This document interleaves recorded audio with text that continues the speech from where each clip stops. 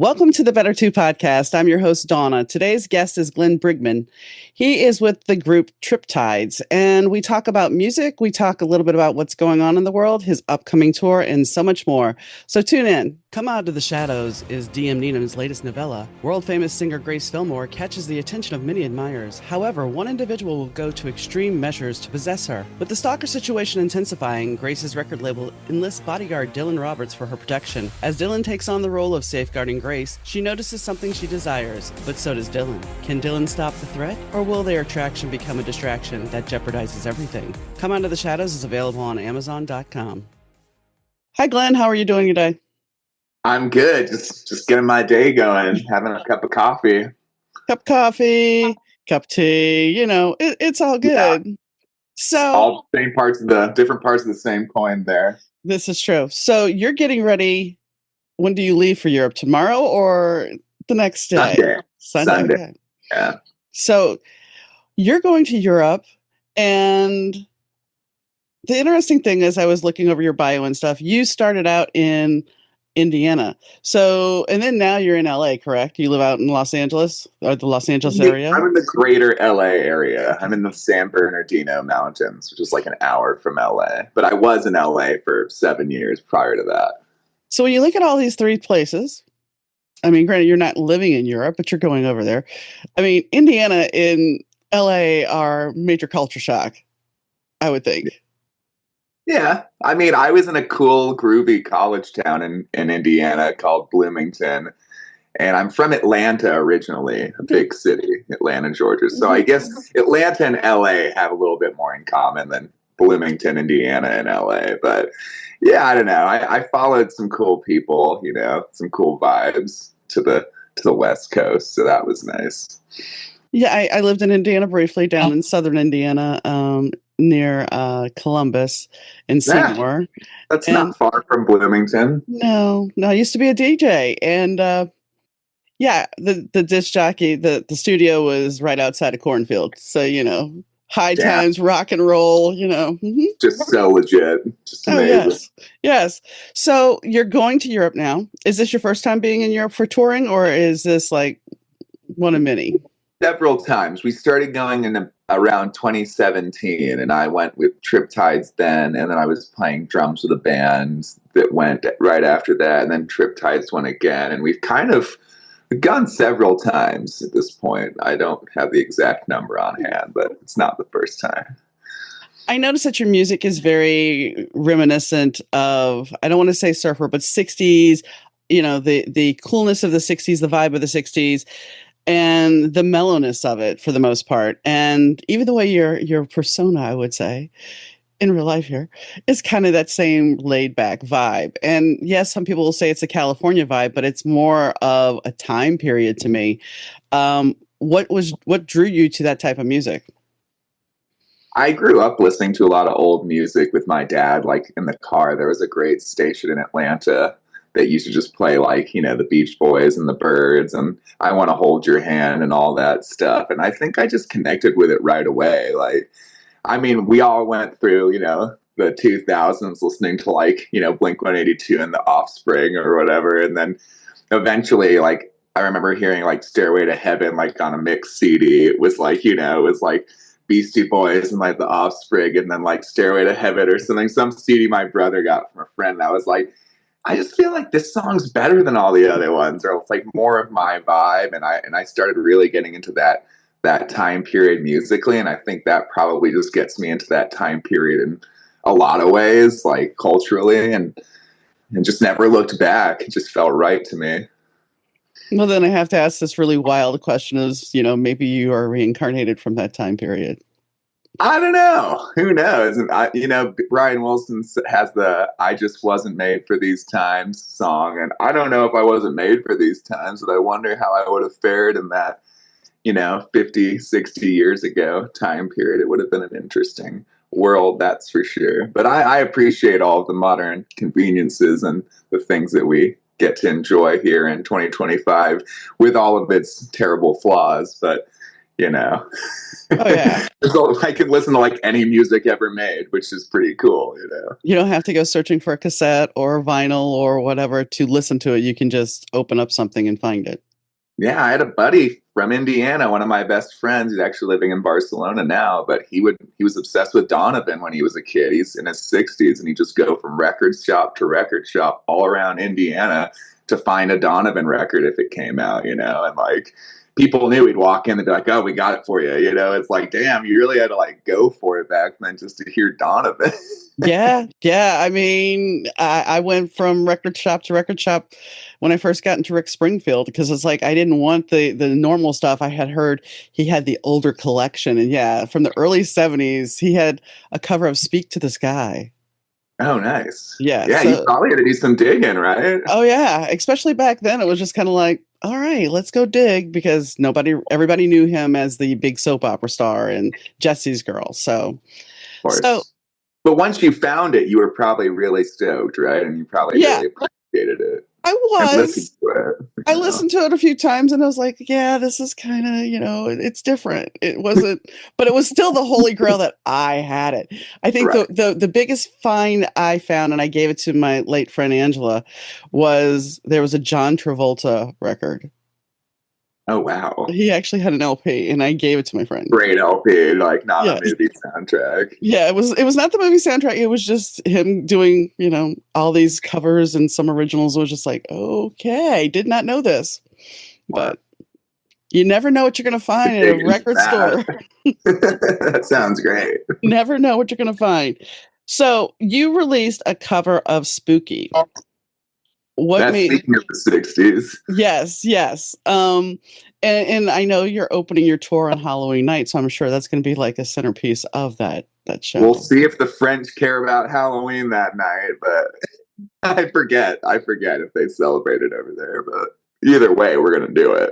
Yeah. Well, and I mean, even though the thing about Spooky is you can sit there and say it's a Halloween song, or you can sit there and say, no, it's not a Halloween song. It's one of those songs that crosses this very thin line of you It can play it straddles the anytime. Yeah. genre of holiday pop and Yeah. psychedelic pop or whatever. Exactly. Exactly. You don't I have think that was the impetus for covering it because we had just jammed it at shows because I'll be on the electric piano and like we'll just start jamming it for fun. And then I was like, maybe we should do a legitimate cover of this because every time we started playing those chords back and forth, I would be like, oh yeah, I like this, like so it's like okay, it's already been battle tested. Everyone loves Spooky. I don't know anyone who's heard that song like, nah. That was just a great song. well, and it's a great it had a good following when it was popular. So and you didn't do this wild arrangement to change it a lot. You did it justice. Yeah, we just kind of made it a little heavier. Like the original doesn't, the drums are a little lighter and stuff. And, the production on ours is like a little thicker and like a little more rockin'. And so the saxophone, I did like a crazy, like psychedelic organ thing. And because I can't play the saxophone, I mean, how am I going to do that? I don't know. Plus, Gotta mix it up. then you got to bring somebody else on tour to play sax, and sax There's can, just the mechanics of the sax are yeah, just, I'm already stressed right now just talking about it. It's terrible. you I'm don't not a love big stress. sax and rock guy either. Like anytime like the E Street Band brings out the saxophone, not hugely into that, honestly. I think sax works good on an album, but bringing it live, I've heard it live occasionally, and it doesn't always work. Got to be really cool. Mhm. But like I love it in jazz. Like I love, Coltrane. I love all the great horn players, and I like even like jazz fusion. Like I don't know, but like in rock, it feels like it's like the Saturday Night Live intro sometimes a little bit. Can't do it. So, what do you hope to gain by going over to Europe? And then when you come back, are you going to tour in the States? Well, in Europe, I'm hoping to, reestablish our, connections to the audiences over there and let them see what we've been cooking up over here stateside and bring our new, spooky vibes over there, and all the vibes. But no, and I just love traveling over there and meeting people and also seeing old friends. We've been going over there for a while, so we've already got people saying like, you know, you can stay with us, like can't wait to see you, and we're gonna have fun and drink German beers together, and you know, it's all that. It's a great time. And then we are gonna come back and do some touring early 2026 over here. We've got a new booking agent and in the States, and he's put together a little run. And it's actually, I think it's going to take us down to Atlanta for some hometown action there. That'll be fun. But yeah, it'll be great. Those dates are probably going to get announced in the next month or so. So trying to stay busy and share all this new music with everybody on the road. How do you feel releasing? I know you have an EP coming out on the 31st, but most of the songs have already been released on platforms. How do you feel about releasing singles versus putting it all together and releasing it at one time? I'm always shifting and trying to be flexible with the way that things are released, you know, in the current age. And I used to be a real album oriented dude, like thinking about every bit of the record, A side, B side, the flow, the sequencing, the vibe. But at this point, I'm like, let's just put out some singles. I don't know. You know, people's attention span isn't that high for music sometimes. No offense to all these people out there with low attention spans, but like people don't have 40 minutes to sit and listen to a record sometimes. They just want to hear like a song on a playlist. And I think at some point I had to be like accepting of that and just be like, let's just put out some cool singles, and then we put out the album or the EP for the heads that really want to dive in and, you know, dig out the whole record. But I also want, you know, just the regular person on the street that hears the single to enjoy it and maybe find out about the band that way. So I think it's good to be flexible and not just be married to like, it's an album, we gotta do the album, you know. So I mean, that's the one thing I will say. Growing up when I did, which was the 70s and 80s, you know, my dad had gotten a Walkman for Christmas and somebody gave him a copy of The Wall. And, you know, here's a young and impressionable girl. I'm like, can I borrow this? And I had it for like 2 months. You know, didn't really want to give it back, but I did. Child of divorce, so this is why he couldn't just come snag it. And I remember listening to The Wall, and just the whole album is just this ride you take, and in the music, the separation in the music and the headphones, it was just this amazing experience.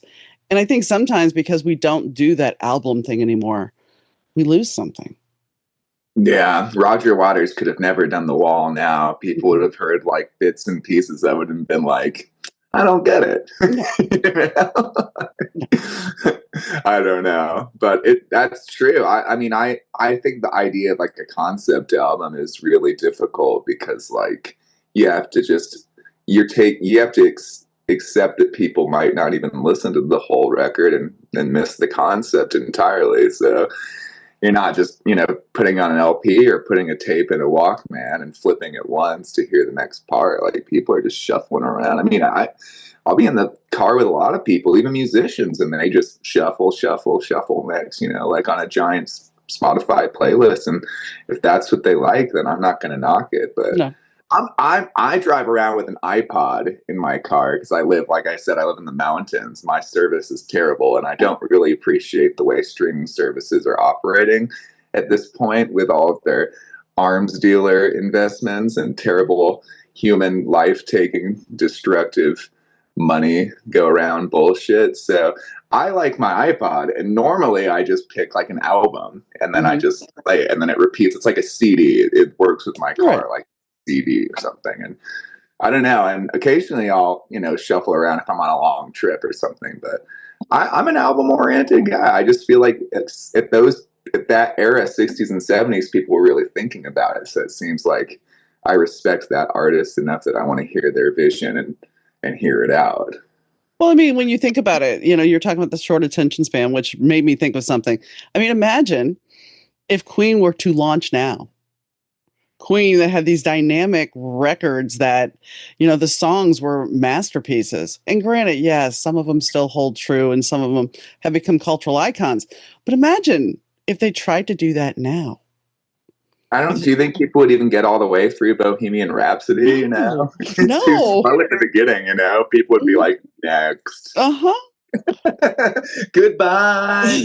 Next. I You don't said know. you said goodbye, so bye-bye. I know. Adios. So Yeah, it's weird. I don't know. I don't know. I think there is like would the algorithm, put Killer Queens on a playlist? Who knows? I don't know. I mean, I think it probably would. That song's awesome, but if it's putting AI on it, AI artist, why not? I hear that they're trying to put more safeguards into effect against just like sloppy AI stuff crowding the Spotify algorithm. But they might just be saying that to cover their ass. I don't really trust any of these people, to be honest. Sorry, Spotify. I mean, I interviewed a person, and this was before the whole AI rush. This is about 2 years ago. I interviewed a person. She was sold to me by her press person that she could play all these instruments. Okay. So I start talking to her in this interview, and it turns out she considers herself an expert in all this music, all these instruments. She's using a keyboard the whole time. Oh, wow. And I was just like, the interview Like never went to air. guitar. Bling, bling. Yes, yes. I'm like, this does not make you that you can play these instruments. You're a Dang, keyboard that is player. a distorted perception of reality right there. Gotta love it. Gotta respect that. That's Yeah. its own psychosis. I mean, I was like, I remember finishing the interview and saying to one of my friends, I'm like, I can't air this. I can't. I can't. That's difficult. It is. But I mean that's the thing. It takes away and same thing with AI. While I appreciate some people can have a music career because of AI, are you really doing anything? Yeah, I'm a songwriter. I'm just Yeah. throwing a bunch of random keywords in the chat GPT and putting whatever it spits out into a song. Just That song, I think you're like a programmer, or there's got to be a new word, because even programmer sounds like you're doing a little work. Like mhm. you're just a prompter, right? You're prompting an AI algorithm. I don't know. Well, even if I thought about this the other day when I went to my second radio station in New Orleans. The radio station, all I did was hit a button. So I'm on air and I'm talking. I hit a button, and the song would play. I wouldn't even get to choose what song was on the air. It Oh, was no. all computerized. And after a certain point, when I would leave for the week for that evening, there was nobody at the station at all. It was all computerized. So it was computerized, but was technically that not AI if it was running by itself? Yeah, the line between like AI and automated algorithms and stuff, I'm not techie enough for that, maybe. Mm-mm. I do understand there is a distinction going on between those things. But is there really a distinction, or are we led to Yeah, believe? is the algorithm just AI, is it all just, but like AI is also kind of a stupidly overreaching term, right? Everything's AI, like it's Mhm. not artificial intelligence. Like it's not artificial intelligence in like the movie sense, it's, but like, could it turn into that eventually? Is it, and then we will call it that? That's where it gets weird for me. Like, that's where it gets blurry. Well, it's blurry, and the funny thing is, everybody's like, "Well, AI."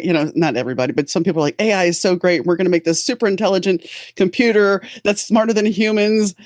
And my generation is sitting here going, "Hi, we saw War Games, and we watched Terminator." And I I mean, know. I know. Did we learn nothing from Terminator? did, did you Terminator was created to help us, and here we are just ignoring the giant red flags. exactly? And I mean, that's what's kind of funny. It's like when the dystopian movies, the Hunger Games and stuff came out, and then McDonald's was suddenly no longer the happy place. It was gray and black. And I looked at my husband and I'm like, so are they priming us for something, for food shortages and everything? Oh, wait, where are we now? Oh my god! Yeah, have you ever seen those big pictures where it's like McDonald's in 1985, McDonald's in 2025, and one just looks like a prison. The first one's got like the ball pit and like the goofy 80s colors and like Grimace the monster. And then like in 2025, it's just like, you will eat Yeah. here. Well, I worked at 1985 1984 McDonald's, but I look at that and then I look at now, oh, we don't even have to go to the counter to order. We can order it on our phone. We don't have to even talk to anybody. We can Oh be yeah, let's just antisocial. cut out that entire human interaction portion. I remember first seeing that. We were on tour actually in Lisbon and went to the city center late at night looking for food. And we're like, oh, there's McDonald's.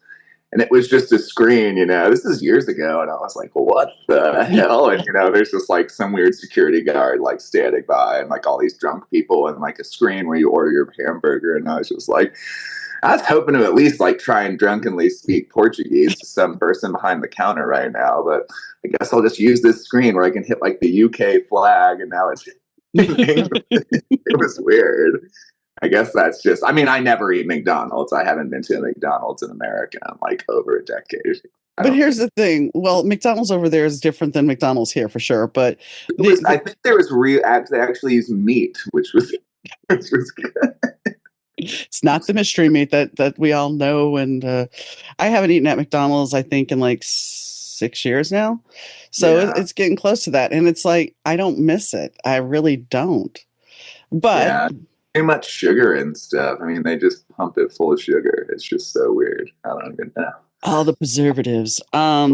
So what do you have more music after this EP comes out? Are you going to be working on more music next year? Oh man, we've got at least 4 records that are pretty much done. 5, actually, more like 5. And so I record and write, and I get the band in here as much as possible too. I do a lot of it, the lion's share of the recording on my own, but we've got a ton of music that we're sitting on, and I'm talking to our record label right now about having another record come out in the spring just to keep things rocking. Trying to clear out the archives, and I always record new material. Having a studio at my house is dangerous. I'm sitting in it right now. There's a bunch of drums. Oh, nice. But yeah, so the next record might actually end up being a lot different than the ones that have come out this year. Might return to a more guitar indie rock oriented sound, and then there's another record that's more like classic Tame Impala or psychedelic rock phaser guitars and 60s vibes that we were sitting on. And we've got a rock and roll one that's like more Hendrixy. We've got one that goes back to a more piano-y like Todd Rundgren Beach Boys thing, and they're all done. They're all like 40-minute records that are just kind of like, and I keep mixing them. I keep opening up the sessions, like I can mix them a little better, but like at some point you have to be like, this is pretty much done, right? So. But yeah, I think the jangly indie, and then we have one that's like got some covers on it. We actually cranked out some like REM and Replacements covers and these like kind of 80s-y songs just for fun. We thought we might do a record store day thing, and we didn't end up doing it, but to be prepared, I just cranked out some more fun covers. I don't know. There's like a lot of music hanging around, so it's just a matter of when we can put it out. And yeah, we'll keep recording and stuff. We actually might do some recording when we're in Europe because our guitarist who lives in Copenhagen has a little studio, and we've got a couple days before and after the tour. So yeah, our guitarist who's from Atlanta that I've known for 25 years, who now lives in Copenhagen, he's like a floating member. He's not in all the press photos, our buddy Steven, but he was a full-time member living in LA, and then he moved out there for work a couple years ago. But we just pick him up when we go there. We say, jump in. Yeah. It's time to rock. So what cover, the timely cover to do of REM would be The End of the World as we know it. Oh my God, yeah. But also Radio Free Europe. They actually did a remix of that, and all of the profits went to the radio stations and public broadcasting that are being screwed by the administration right now and having their funding destroyed. So Michael Stipe, who's actually a badass. Have you ever seen the video or the article where they were like at like an awards thing or a concert and he was like near Trump and Trump was talking and he just told Trump to shut up? No, but that's awesome. That's real. That's yeah. Nice. I mean, Georgia has a couple cool people have come out of Georgia. So I don't know. Michael Stipe and the rest of the crew being some of them, I would say. Well, He seems pretty good about most things. he's always been pretty well outspoken, though. Yeah, I mean, there's some bands that's like REM and Michael Stipe. You're like, you guys rule. Like, you're always like standing up for the right stuff. And then there's some bands that like you think are really on the right side, and then they're not, and then you're like, damn it. But like, there's REM is always a good one for me. Yeah, I mean, then there's people that you know that you're not surprised by, and you're like, yeah, this doesn't surprise me at all that you are part of this regime or whatever you want to call it. It's just like, Yeah, money has ruined you. yeah, yeah. Do Yeah. you not see the bigger picture? And I think Not that, pointing any names here, but there's some disappointing bands that I struggle to listen to nowadays. Even bands that I really love. I'm just like, God damn it, guys. Get it together. You got all yeah, these things. It's worse when bands have records in the past that are very like human rights, good vibes, pro all the right stuff, and then they just kind of like stop. And you're like, well, you said all that stuff before. What the hell, Come well, on. I mean, and a lot of, I mean, I hate to say it, I've said it before on the show that kind of the Republican way is I've got mine, fuck you. Oh yeah, it's like, nah, we're fine. Like we figured out, we've hacked it. We've got all the money that we need. If we do anything weird, we could jeopardize that because we've probably like signed off on some weird bullshit, that like Mm-hmm. it's in our contract at this, our life contract at this point, which is sad to me. Well, I was That's why reading. being a tiny indie band like us is great. I can say whatever I want. I have found, but I've toned back a little bit because there's an episode I taped. I have still not aired it, and we kind of went hardcore. I was a college professor talking about the fearless leader, and I'm like I'm hesitant because I don't want somebody knocking on my door going, "Hi." Oh, yeah, that's why I'm keeping it vague. I mean, we're Yeah, living Orwellian nightmare, so it's good to like, be smart about that shit also. I mean, speak up, but also be smart. I don't know. exactly. Can't do any good if you're getting iced up or whatever the heck people are doing now. Yeah, and I mean it's scary times we live in, and you know hopefully we'll make it through. That's the best thing I can hope for. And I mean, you going over to Europe, it's like, my question to you is, have you thought about, maybe going over to Europe and living there wouldn't be such a bad idea. I've had opportunities that have arisen where I was, maybe in a relationship with someone in Europe or something like that, where I maybe could have moved there. And I don't know. I've always just really loved living in California. I mean, coming from Georgia, it's like I made it. I made it to Yeah. the promised land up here. But now it's, even California seems like under the grip of some unsavory nefarious shit going on in the house up there. And I don't know.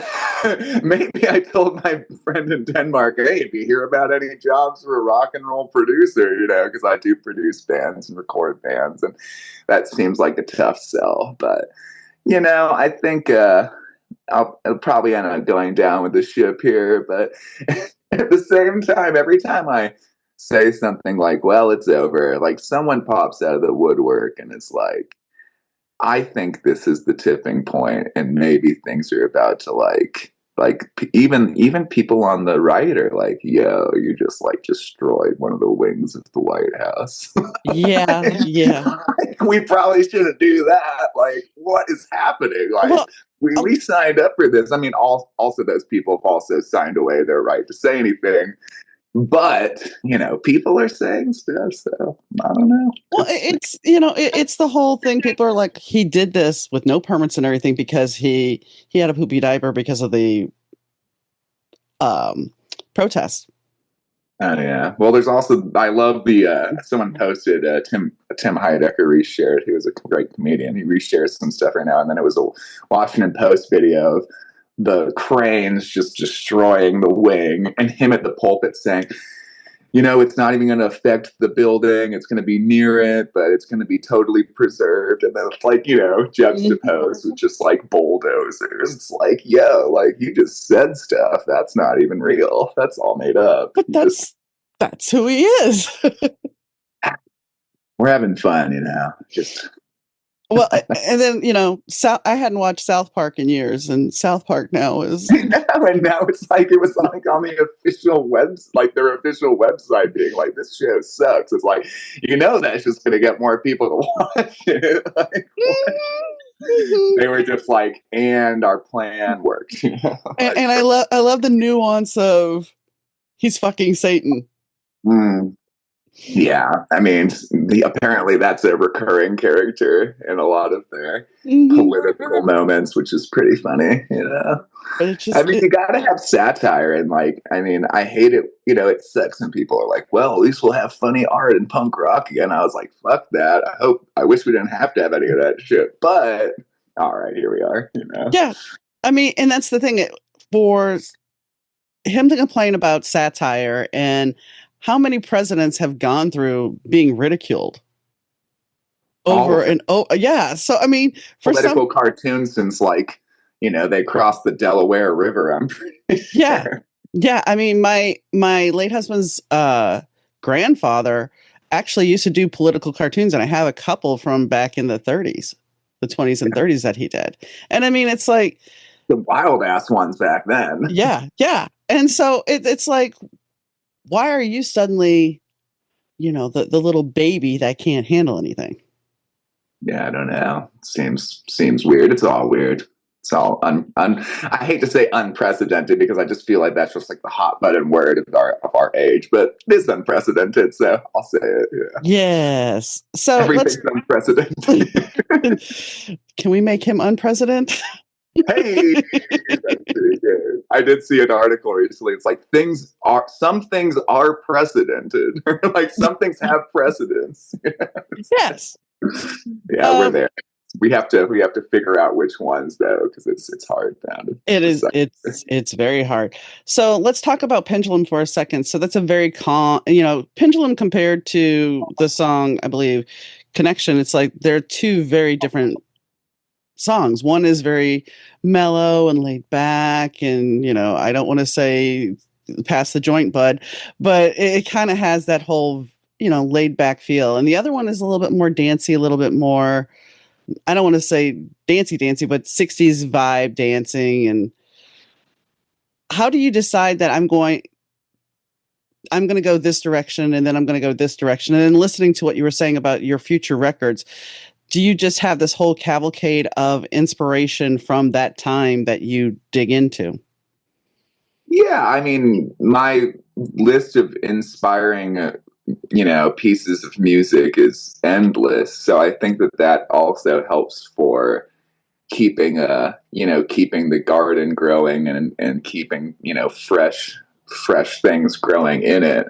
And I think like those two songs, it's interesting because they're both like love songs, but they're love songs like in different states of mind. I feel like Connection's more like that, like kind of krautrock driving motoric beat, which is like, I don't know, it's almost more of like a acid rock thing, and like the lyrics are like, about kind of like spending an evening with someone, but like maybe in that state of mind, maybe kind of out of your head, like running around, being silly, enjoying it. And I think Pendulum might just be more of like, yeah, past the joint thing, like kind of a similar thing. Like it's like a romantic song, but it's a little bit more groovy and maybe a little bit more mature in its like delivery of the romance or something. But yeah, I would say, yeah, Pendulum is definitely based on some of those like 60s sort of clavichord, harpsichord pop stuff, like Left Bank, or I don't know, even some like Beatlesy stuff, I want you, she's so heavy or something. And then like Connections, definitely more of that like late 60s, like Past the Summer of Love, like tough rock psychedelia. And yeah, again, those are just different things that I like. I like all that music. So it's like I like transmitting those different vibes into the Triptides catalog because I think that it's important to show people the different vibes that are going on up here in the old noggin.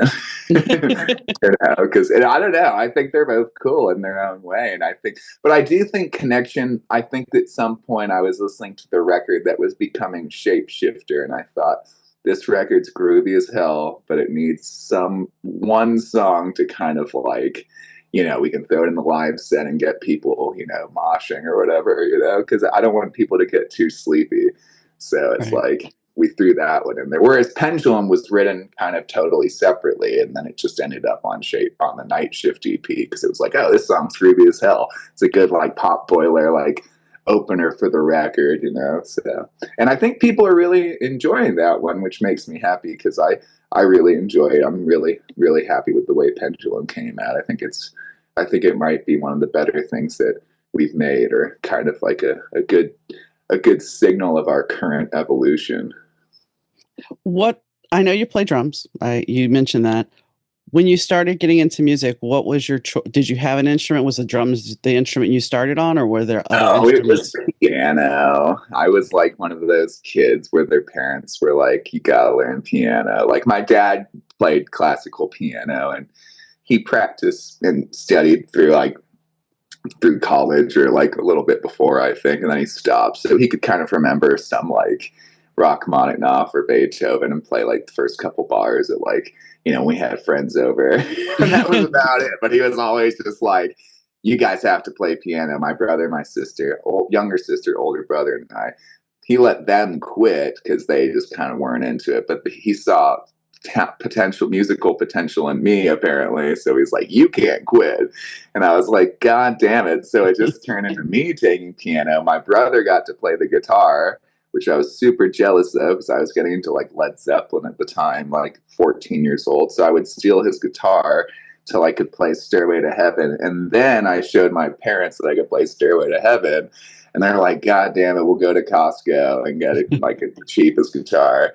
And that's how I started playing guitar. And then someone left a drum set at my house because I formed a little band, as soon as possible in, middle school, junior high school. And the drummer just left his drums at our house. And I would play them before my parents got home in the afternoon because they didn't want to hear it. But then one day I was playing the drums and they got home and we were like eating dinner. And my dad was like, Glenn can play the drums all right. And I was like, hell yeah, you've gone from there will never be a drum set in this house to Glenn's okay. Nice. Anyway, so that's kind of how all that started, but it's nice. I like that I had the keyboards as my bass instrument because I do think that offers a good way of understanding the other instruments too, which is, so I do appreciate being, put into the piano lessons as a child. So you're kind of one-man band then. I mean, you could actually be a one-man band if you needed to be. I could be a one-man band if I needed to be, but I do love playing with the guys that I play with right now. Our drummer Craig and our bass player Tyler are just excellent dudes and really good musicians, and they play in a bunch of bands. They're like the busiest guys I know, but they're like session guys. They just come in and knock it out, and they're also hilarious and fun to hang with. So it's a good combo. I only play music with people I like now. Well, and that makes it a lot easier. That makes it so much easier. I'm too old to like get in a band with people. I'm like, this guy. Yeah, I interviewed a guy not too long ago, and he was talking about that sometimes him and his brother were in a band together, and inadvertently, somehow after a gig, they'd end up in fisticuffs in the back. Oh no. Yeah, I mean that's like classic like replacement shit right there. But I just, you have to get like too drunk to do that stuff. Yeah. I just feel like, but I don't want to be in a group with anyone that has substance issues. No offense to those people that have substance issues. It's just too much for me. It's like a business leader, band leader, like liability stuff, like I just can't. I don't know. If you get too drunk and start messing things up, it's a bad look for the band, and it's a bad vibe for the band. That's for sure. I mean, when somebody's too screwed up, I mean, they're not. They think they're playing really good, but a lot of the times they're not. Oh man, I've been lucky to never actually have anyone in Triptides, and we've had many members. I think we've had 11 drummers. You know, Mm-hmm. I don't think any of them have been like too messed up to play a show. You know, I think honestly, I'm at this point, I'm probably the like kind of the most messed up to play it. I mean, you know, a couple drinks or whatever, Yeah. but like, most of the people I play with are pretty like. I mean, they have fun and they'll have party when it's appropriate, but they're in it for the rock and to make it sound as good as possible, and they're very particular about that. And I think that's really great in a world where people join bands just to like get messed up and like try and hit on girls or whatever. Like, I'm lucky to have people that are joining my band to play music and really respect the artistic creation we're making as a unit, which is special and more important than any of that other stuff, which, you grow out of that stuff, but you don't. Music is like a lifetime love, I think. Well, and a lot of people join bands because they think they're going to have fame, fortune, chicks, Oh drugs, yeah. and the fact is, I don't know that people hold that dream so much anymore, because before it was like this holy grail, and now it's like your chance of making that is even further away, because now you can put your own music out on Spotify. Hope you get a big deal, because a record label's not really going to look at you. A major label isn't going to really look at you unless you have that social media presence. It's the Yeah. same thing in writing and everything else. And it's like, well, I'm going to be me. We're past the point of like Oasis or like major labels just like plucking people out of a Yeah. bar and saying you're going to be the next person on the Rolling Stone, Yeah. But in some ways that's kind of liberating though, because I have played with folks that like seemingly joined the group thinking we're going to make it and play on like, you know, late night shows and go on Jimmy Fallon or whatever, and it's like when that didn't happen they were like all bummed out, and I'm like, yo, like that doesn't really happen that much anymore. Do I look like Sabrina Carpenter? God damn, I'm just like a goofy long haired dude that plays music. Like, we're you gotta temper your expectations. But I also feel like a lot of those people kind of quit during COVID too. Like, COVID happened, they're like, oh, we can't like play, and like we'll just do something else. Like they were just kind of doing it because they felt like this could be like a fun little diversion, or maybe we'll make it or whatever. And then they didn't really care that much about the music, and a lot of those bands kind of just ended and just where'd they go? But it's the same thing with podcasting. I mean, they said if you can go more than 10 episodes with a podcast, then you really want to do it.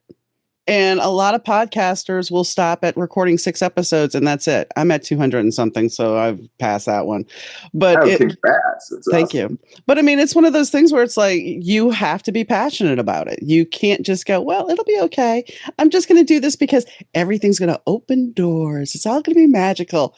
No, you do what you do because you love it. And that's the same. You have to be that way about music. And I appreciate that.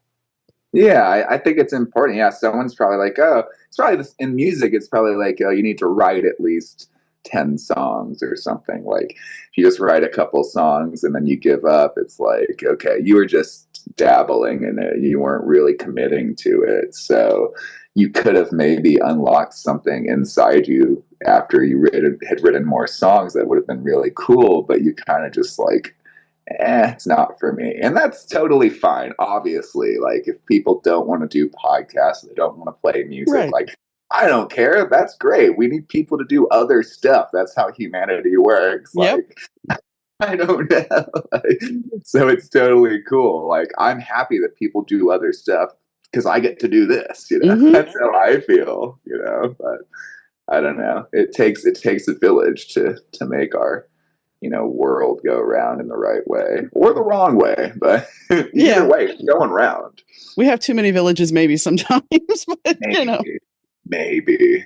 Yeah. But I mean, that also makes us grow as people because we have people that we have to try to, we all don't see the world the same way. And sometimes that's a good thing. Sometimes it's a little over the too much, but it keeps us Yeah. on our toes.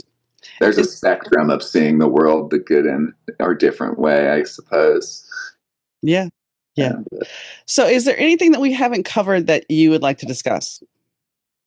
I mean, we talked about the Euro tour, talked about upcoming US tours. We've got a brand new music video that just dropped like right now for Spooky. Our good friend Andrew Collenbeck put it like hand drew it, hand animated it, handmade this Nice. awesome like groovy video. He's in a great band called the Melons out of Salt Lake City that I have collaborated with. I played some like 12-string jangly birds guitar on their last 45, and I'm actually helping produce some of their new LP. But they're a great band. Shout out to the Melons. Love those guys. And I just finished recording a great new EP with Levitation Room, another great band out of Los Angeles. And they came up to my studio and it started a let's cut some songs and see what happens, and then we ended up cutting 5 tracks, which I think are some of their best work yet. So it's fantastic, the Levitation Room EP. So I think we're all really excited about that. So I think that's coming out really soon too. I think it's going to be a streaming thing. So keep an eye out for that. Okay. Well, Yeah, I just a thank you. couple plugs there for you. No, that's fine. That's totally fine. I thank you, Glenn, for coming on. Of course. Thanks for having me. Sorry I was a little late, and I appreciate you spending, a little extra time out of your day to chat. No problem. All right, Don. So, Triptides, I would say check it out because there's definitely a different feel to it. It sends you back to a different time. And that's actually kind of a good thing because it's like it lets you escape into a different world, if per se. So, I think right now we need that. And I know we did get a little political, and, I'm sorry if you don't agree with politics, and we should not be able to say that. But as somebody pointed out the other day, how did they put it? If a plumber can have an opinion and anybody on the internet can have an opinion, what is wrong with somebody that is a celebrity? And we're not saying Glenn's a celebrity. We're not saying I'm a celebrity. But what is wrong with having an opinion? It's not the first time that I've had an opinion on this show. And if you've followed me, you know that. Um, because I've talked to people about politics straight up. So if you're offended, I'm not going to apologize. I am I am who I am, and that's it. And I think what's going on in the world is a little screwed up. So I don't think anybody needs to suffer. I don't think we need to have, I got mine, fuck you. I think we all need to come together and we all need to work together. And when you think about going back to Glenn's music for a second, the 60s was that time. The 60s was that time where there was unrest and conflict and we were trying to make changes. And rights, people got rights. People ended up moving forward and we got ourselves into a war that we shouldn't have. And right now we're kind of going that way. Hopefully by the time this airs, because it'll air in December and I'm taping this at the end of October, we won't have been in the war. But as of today, somebody's trying to get us in one. And we don't need to be in one. But, hey, here we are. But definitely check out Triptides and embrace the music when you can because it'll allow you to escape. It's a different feel. I've had many a different music guest on. And Glenn, he's kind of fun. And I hope you guys enjoyed the interview just as much as I did. So I have to wrap this up quickly because I have to be somewhere. And normally I wouldn't do that. And I'm not going to put that in there. So whenever you're listening, morning, noon, or night, I really do appreciate you. I appreciate Fast Susie for the intro and outro, and I appreciate Glenn for coming on. And I thank you guys for tuning in and listening. I really do mean that. And well, I'll catch you next time, guys. Bye.